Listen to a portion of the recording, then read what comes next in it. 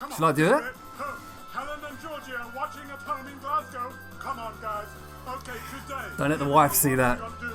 She'll divorce me. Thank you, Postman, for all the amazing work that you're doing during this time. He's having fun. Hopefully you're having fun, because he looks like he's having so much fun.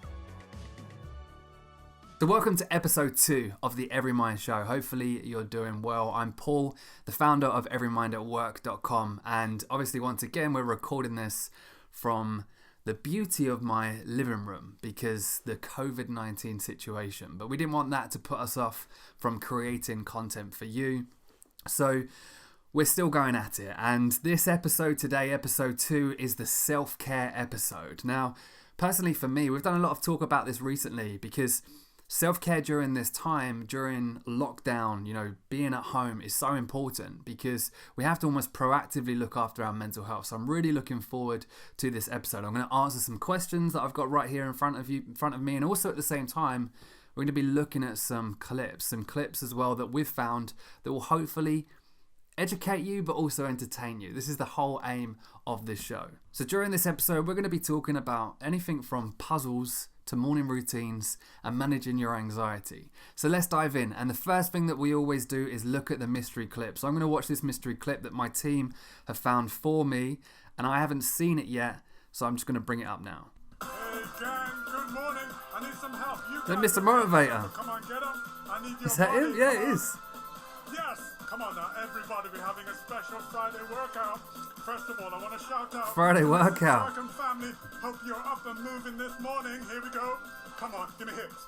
Yes, come on. Shall I do it? Helen and Georgie are watching at home in Glasgow. Come on, guys. Okay, today. Don't let the wife see that. She'll divorce me. Here we go. Up and down. Look next door. Come on. Yes. Yes. Okay, we're going to call the police because they're going out for the third time today. Come on. Right, I'm not going to watch the whole 4 minutes of that video, but that made me feel a little bit better. There's loads of workout clips going out there, and to be honest with you, I've not seen the Mr Motivator one. Do you guys remember Mr Motivator? Let us know. Do you remember Mr Motivator? Good mystery clip. It's got me moving a little bit, so I feel a lot better, ready to start answering some of your questions. So the first question that I've got here in front of me is, my anxiety around the current situation is so bad that I'm finding it hard to find the motivation to properly use my one piece of exercise a day, in fear of putting myself at risk of catching the virus. What can I do? Tough question, but I think, there's no reason why you maybe couldn't do exercise at home. There's no reason why you couldn't utilize the Mr Motivator workout that we've just done or other workouts. This is the joy of this current situation in a way. If we're trying to look at some positives of the amount of free information that's been put out there, and there's a lot of free workouts that are being put out there as well. Joe Wicks is definitely doing a lot as well. I think he does a PE lesson every morning for parents and kids. There's so many other ones as well, free yoga sessions. I would say find what works for you and maybe do it from home at the beginning.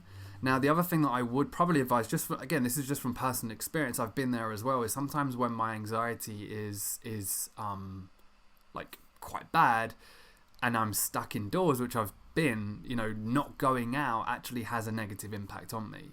So sometimes kind of like challenging it a little bit and kind of breaking through that comfort zone a little bit personally. I know I've got to go shopping either today or tomorrow, and I've been putting it off. For me, I think a lot of that is still a bit of anxiety. So it's sometimes pushing through it, and when I actually go out and when I go and do it, coming back, I feel a lot better. So sometimes, it's either one, staying at home doing some of the home workouts, or two, kind of trying to challenge that anxiety a little bit as well, knowing that you're in control, challenging that anxiety, maybe going for like a little walk and then coming back, small wins every single day, and then that can maybe mount up to maybe you doing a bit more exercise outside as well. Question 2, what basic tips would you give me to start implementing a good routine? How you start the day for me is so important, like your morning routine. Again, for me, if I don't have a bad morning routine, which I've had, recently, it impacts my day. So how I start my day is hugely important for the rest of my routine throughout the day, my productivity, my mental health. So what I like to do is get up early. I like to do a little bit of exercise in the morning, or like I say, go for your one walk a day or your one run a day in the morning. I like to do a little bit of reading. I like to spend a little bit of time with my family before I crack on with work. At the same time, before I crack on with work, I like to have a shower. I like to get dressed because that puts me in a better state of mind. So if I can get all of that done by 9 o'clock, I'm normally in a better place to start work at 9. So I would say, some tips would be have a good morning routine. The other thing that I would say as well is kind of plan out your day as much as you possibly can. So you've got a schedule to follow, so you almost know what you're doing rather than kind of just being lost in the laptop. And then the other tip that I would say is switch off. Like, have your cut-off time. When are you finishing work today? Because working from home, we can easily work till 9, 10, 12, midnight, 1 a.m. in the morning, whatever it is. So start well. Structure your day as much as you can and make sure you have a finish time. Are you finishing at 5? Are you finishing at 6? Shut the laptop, switch off, focus on you and focus on self-care. Let's look at another clip now. This is a clip from Russell Brand and his YouTube channel. I'm personally a big fan of Russell Brand. Sometimes he says words that I don't understand, but I also know how spiritual Russell Brand is, and I can resonate a lot with that personally. So I'm going to have a quick look at this clip here. I need regular contact, and Jenny, who I work on these videos with, pointed out that there's that in the UK the language has been stop non-essential contact with other people. Is there an argument that all contact is essential for primates such as we, that prior to the evolution of language it is assumed primarily comforted one another through touch and contact before the evolution of language? What's going to replace that now? Just at the time where the world was becoming saturated with ongoing laments about the nature of atomized online communities, the fact that we don't speak anymore, don't see each other anymore, that everything's done with a swipe or a like or a heart, now suddenly it's the only option we've got. Even in remote places such as the one where I find myself currently stranded, there is suspicion and fear. So yeah, it's a good point. I mean, again, we've focused a lot on webinars that we've done and videos that we've done about staying connected during this time and how important it is. And there's definitely a difference in connection when it comes to a physical kind of interaction with someone than, a connection via FaceTime or, a connection via social media. And it's almost, trying to balance the two while staying safe. So what I like to do is when I'm going for like my one walk or one run a day or whatever it is, going out once a day, it's for me having maybe like a little bit of eye contact with someone. It sounds, I'm getting more Russell Brandy now, but like having eye contact with someone, and if they make eye contact back, smiling or saying morning or whatever it is, like that kind of communication for me dramatically makes me feel a little bit more connected, a little bit more together, and a little less isolated.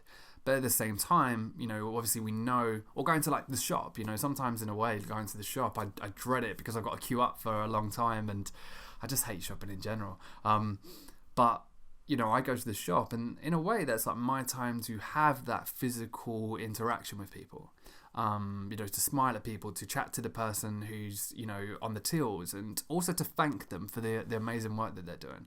So I think we need to have a bit of that, but also on the other side, we need to overcompensate for the communication via technology right now. So we need to overcompensate. So what I mean by that is do more of it. And it's not going to have the same impact, but can you have a beer with your mates on Zoom at the weekend? Can you chat with your family on FaceTime or on WhatsApp, or do a quiz on House Party with people? Whatever it is, we almost have to overdo it because of how little communication we have with one another at the moment. So really good clip, and that's kind of my feedback on it as well, is if you can get that physical interaction, it's going to help.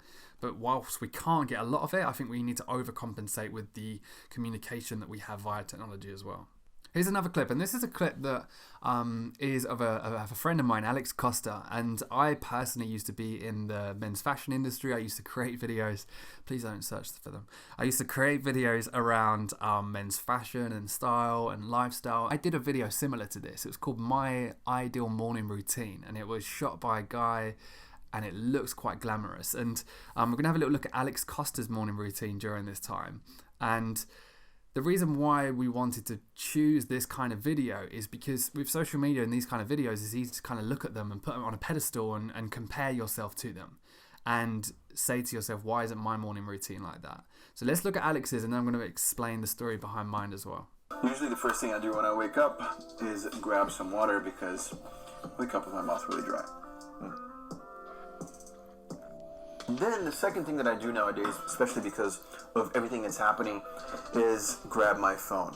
I know a lot of people are like, oh, don't grab. See, I like that. I like the honesty, because a lot of people say in their morning routine, like, I sleep with my phone in a drawer downstairs, and I've tried it, but it's very difficult. I'm glad Alex is honest and says the first thing I do is grab my phone. Your phone right away when you wake up. I'm not like that. I need to see exactly what's going on that day so that I can be prepared for the rest of my day.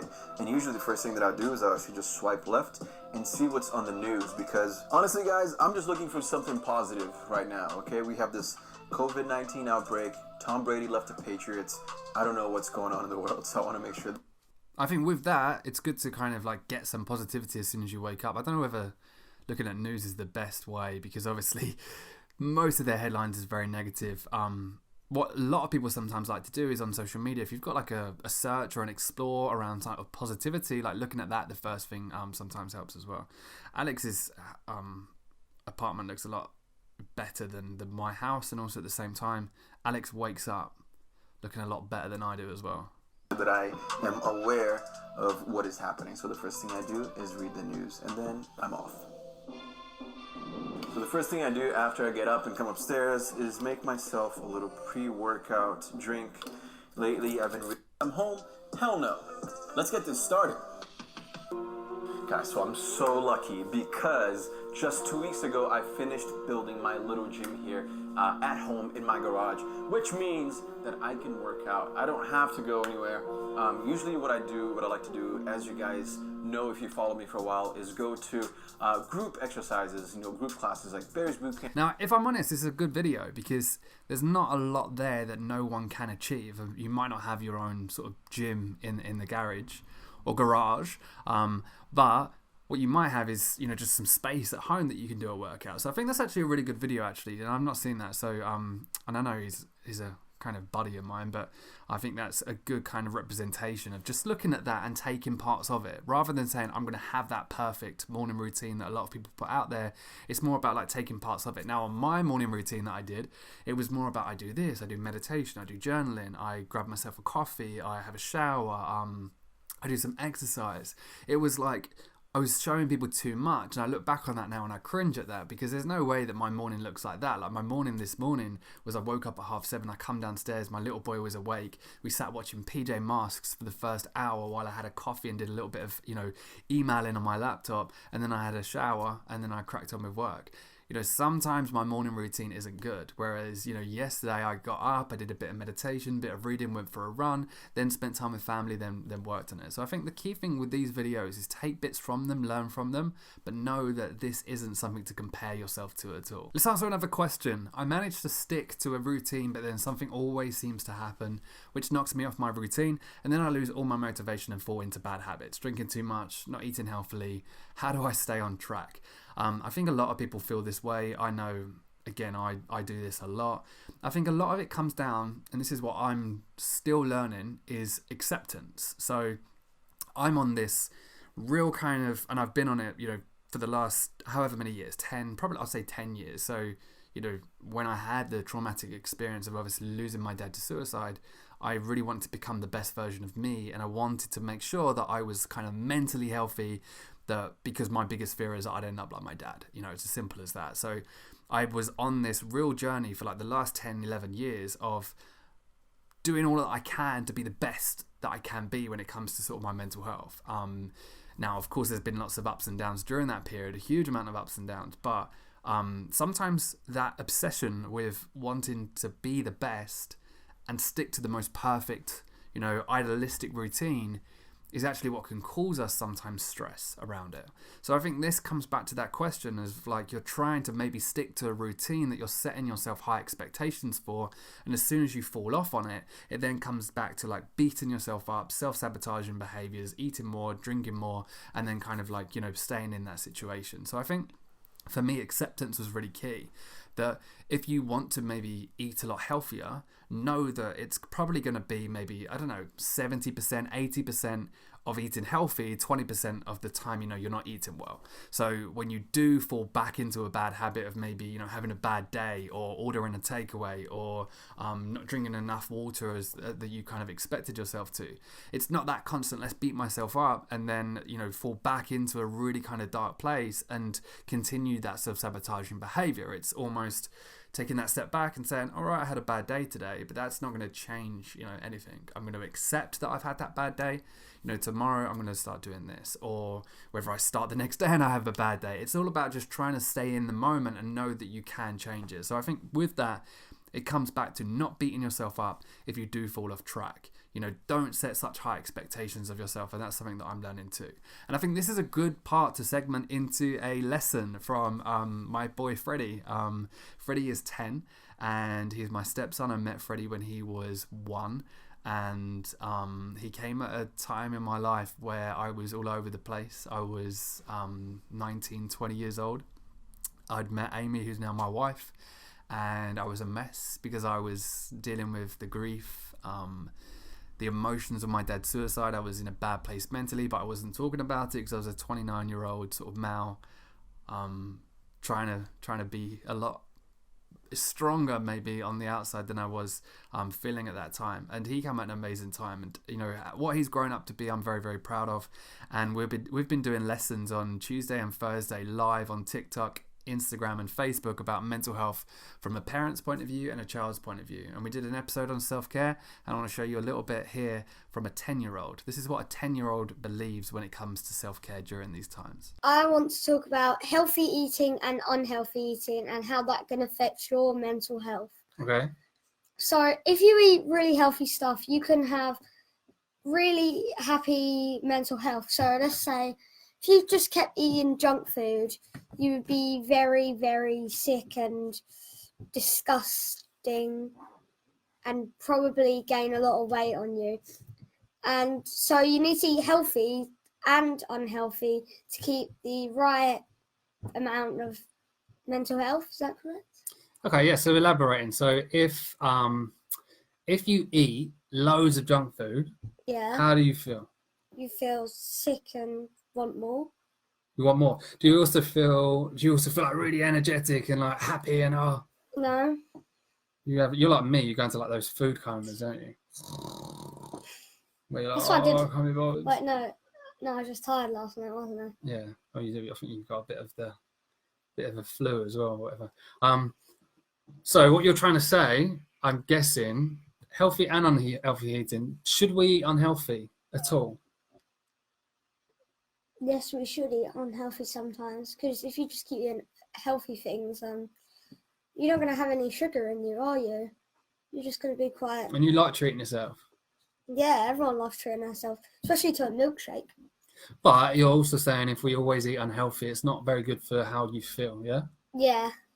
So how, if you were to say, what balance would you do? Like, if how often should people eat healthy and how often should people eat unhealthy?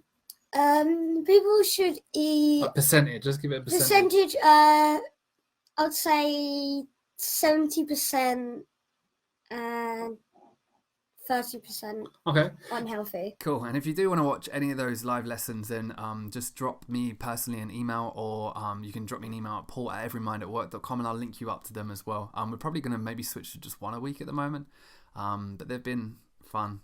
And Isaac, show the clip as well when my little boy gets involved. Teddy, this is a recent lesson which was a bit different. Ted, come around here. Come around here. Go around to Daddy. Come on, Teddy. Come sit on Daddy's lap.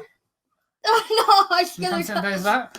Don't knock. You Don't want to knock. steal my lap? No, you can steal my lap if you want. Want to sit on Mother's lap? Ow. Don't touch the camera. Right, go on. Tell them your lessons then. I do massive poo. What happened to this poo? What on the farted poo? Alright, let's take another question. Puzzles make me feel really grounded and really stimulates my brain. Is this something I should keep doing, even though I know it's not the most productive thing I could be doing in my time? Like 100%. Like if it helps you, then do more of it. And mental health is so individual that you have to almost find out what works best for you. And if puzzles is that, then there's no reason why you shouldn't be doing more of it if that's something that helps you. Like personally for me, puzzles are bad for my mental health. I think I've spoken about this before, but give me a 6-piece Peppa Pig puzzle, I'm good. Like that's helpful for me.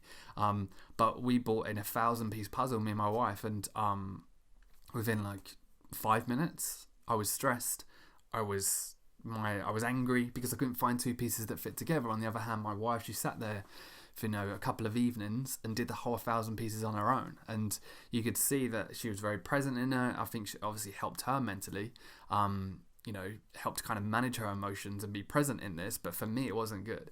So puzzles, if it helps you, do more of it. For me, what helps me is meditation and journaling. I have my own way of meditating and my own way of journaling. It's kind of, it sounds silly, but I've done a lot of meditation, and what I've really resonated with is guided meditation, so someone actually telling me, so I have to almost follow along, and then Indian flute meditation. Indian flute meditation, I don't know why, but it seems to get me in a deep state. And that's just come from, practicing and trying different things. And, journaling, this here is kind of, the journal that I use. I've used journals that kind of guide me through it, write 3 things that you're grateful for, what's your day, what's your aim for the day.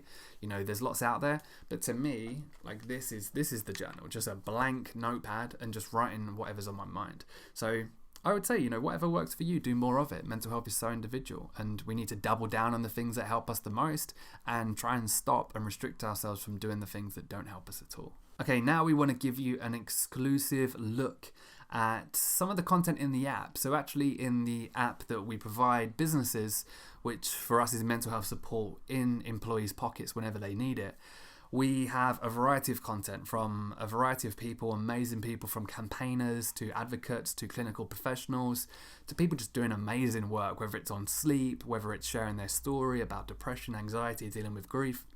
There's a lot on there, and we don't share a lot of this content because obviously it's only for our clients and people that use the app. And in fact, during this time, if you're watching this during this period, don't hesitate to go to everymindatwork.com/free, because we are offering the platform free for businesses for 6 months to try and get them through this period. Businesses and their employees. So head over to that. And there's no obligation, no hidden fees. It's free for 6 months. I know people still don't believe that. But we want to show you a clip of some of the content in the app. And this comes from a friend of mine, an amazing advocate. She does some amazing work, Hope Virgo. And Hope Virgo talks in this video about the negative impact that social media can have, and how it can apply to our everyday life. So this for me is a very timely clip because we're probably spending more time on social media. So have a little look at this clip and hopefully it helps. So social media can be a complete and utter minefield for so many people. But what makes it even more complicated is that whole issue around body image. On social media, we are constantly bombarded every single hour of every single day with just images of people with these so-called perfect bodies, so-called perfect lives. And it's really, really difficult to actually find a way to manage that so it doesn't have an impact on your well-being. I know from my experience, whilst body image was not what caused my eating disorder, it definitely had a role to play in my recovery, but actually it's still something that affects me nowadays. When I look at social media and I'm looking at all of these fitness accounts and people who are really, really just in that really perfect shape, knowing that actually I probably can never get to that shape, but you're just feeling really, really guilty about it and feeling bad about yourself, but also getting that whole comparison thing. And the thing about comparisons is actually when we start comparing ourselves to other people, we are always going to end up judging ourselves so much worse than actually how we will judge other people as well. So we're going to finish up with 2 more questions, and hopefully you enjoyed episode 2 of the Everymind show. And again, the real emphasis of this episode was self-care, the importance of proactively looking after your mental health and not waiting until, it gets bad. And I think this question here really kind of emphasizes that. So the question we've got is, when do I know if I'm struggling with my mental health and need to do something about it? It's hard as I feel okay, but I'm not sure whether I should be doing something more. This is a question that I personally have been asked a lot, doing talks in companies and doing talks in different places. It's, how do I know if I'm struggling with mental health? How do I know if I've got a problem and I need to address it, or whether I'm just having a bad day? And I think that comes with lack of education, comes with almost a lack of self-awareness as well. And for me, I look back at times when I was dealing with some sort of low moments, and I look back on that and I actually see that and say, I was dealing with maybe anxiety, I was dealing with, maybe depression back then, but I couldn't put a word to it. And not so much a word, but I couldn't almost understand it. So I think education is so important. If we can educate ourselves to understand mental health a little bit more, if we can educate ourselves to have the self-awareness to understand that this is me really struggling, I need to do something about it, but at the same time, you know, this is me just maybe having a bad day and I can obviously, you know, get through this. I think education is the first thing that we need to obviously look at. But secondly as well, I think, you know, there's no reason why everyone can't do something with their mental health. It's really for us trying to normalize that conversation, because everyone has mental health. You know, mental illness is very different to mental health in my eyes, but you know, everyone has mental health. We all have a mind, we all have emotions, we all deal with, you know, adversity, we all have to go through stuff in our lives, and there's no harm in self-care. There's no harm in us looking after our mental health. And at the same time, it doesn't make us less of a man, or it doesn't make us weak if we do some self-care and we proactively look after our mental health. Like what I learned from my dad's experience is, although he proactively did stuff like running and, you know, he did meditation, he read self-help books, he wasn't really dealing with obviously the root issue, something that was going on, and he ignored it and ignored it and ignored it and ignored it until it became too unbearable to deal with, and then we all reacted. Like he reacted by kind of having his breakdown, going to the doctor, seeking help straight away. But by that time where he was reacting, we were all reacting. It was very difficult to deal with. Whereas if my dad proactively maybe managed it, got help a little bit earlier, everyone intervened earlier, we had that education back then, maybe, you know, things would have been different. So I look at it now that me doing self-care doesn't mean that I'm struggling mentally. It's just mean that I'm protecting my mind. It's me trying to, you know, manage my mental health. It's so important for us, and I think hopefully we can start to get that balance between physical and mental health. It's like if I'm going for a run, it doesn't mean that I'm training to become an Olympian. It just means that I'm trying to stay fit. So me doing meditation doesn't mean that I'm doing that because there's anything wrong with me. It's just because I'm trying to stay mentally well. So I think that's really key for me as well. Anyone can do self-care. Everyone should be looking after their mental health. There's no shame in doing so. And then the final question is, what support can I access if I feel my mental health is taking a negative turn during this time?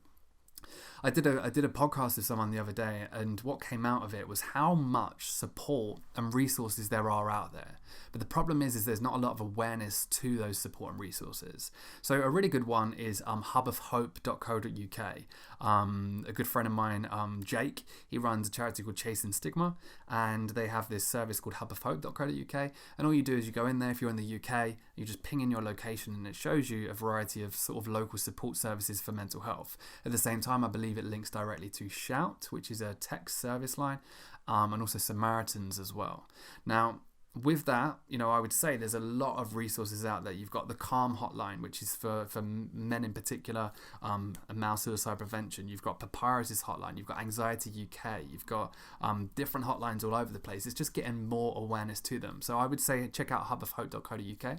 And there's lots of support, and it's knowing that support is there on offer for us and not being afraid to take that support as well. So hopefully you enjoyed episode 2 of the Everymind show, talking about self-care, and hopefully you've learned something from it. Otherwise it's a complete waste of your time and a complete waste of my time. But yeah, for me it's just about, you know, really emphasizing the fact that, you know, we need to apply some self-care. We need to be kind to ourselves. You know, during this time there's a real emphasis on being kind to others, which is important, but it's very important to be kind to ourselves as well. Look after ourselves. And my favorite quote that I talk a lot about in my talks is, don't set yourself on fire to keep others warm. And I think this episode really kind of emphasizes that, the importance of putting yourself first and managing your mental health. Hopefully you enjoyed this episode. Let us know, guys, in the comments below, and we'll see you in episode 3.